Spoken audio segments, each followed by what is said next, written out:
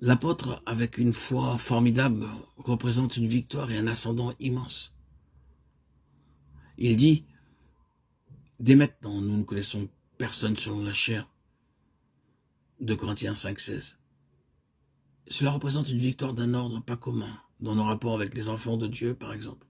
Paul veut dire que malgré tout ce que nous pouvons trouver comme inconsistance et échec en raison de ce qu'ils sont par nature, nous devons focaliser toute notre attention sur le Christ en eux.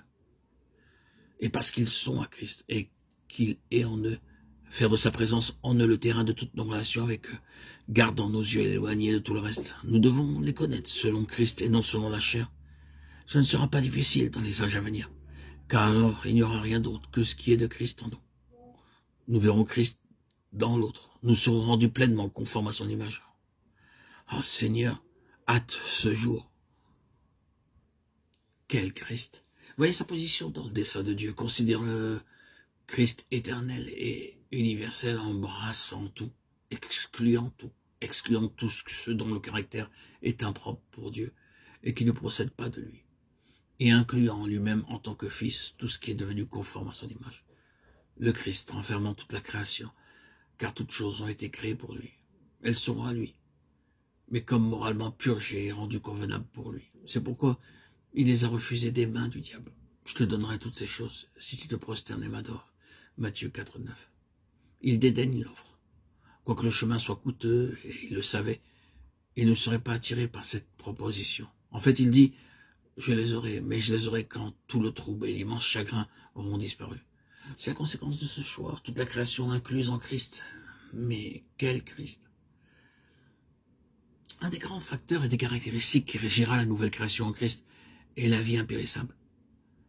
Dans la création actuelle, dans le cas le plus favorable, la mort règne, le déclin règne, la vie impérissable. Il n'y a plus du tout de mort dans cette nouvelle création. Tous les âges sont inclus en Christ. Oui, il y a encore des âges à venir, dans les siècles à venir. Ephésiens 2,7. Ces âges sont inclus en Christ. Ça signifie que Christ leur donnera leur caractère. Ils prendront de Christ leur nature, leur caractère. Et comme il s'agit d'âge, cela signifie que le progrès, le développement, l'accroissement, l'expansibilité, l'extensibilité, tout est entièrement une question de continuation et d'élargissement pour Christ. Les âges sont faits pour lui, et les âges à venir sont pour la manifestation en nous de Dieu en Christ. Toute la plénitude divine se trouve en Christ. Ce sont des déclarations de la parole. L'apôtre Paul a vu l'éternité et l'universalité de Christ, toutes choses en Christ. Paul ne vivait pas en ce monde d'alors, mais vivait en Christ.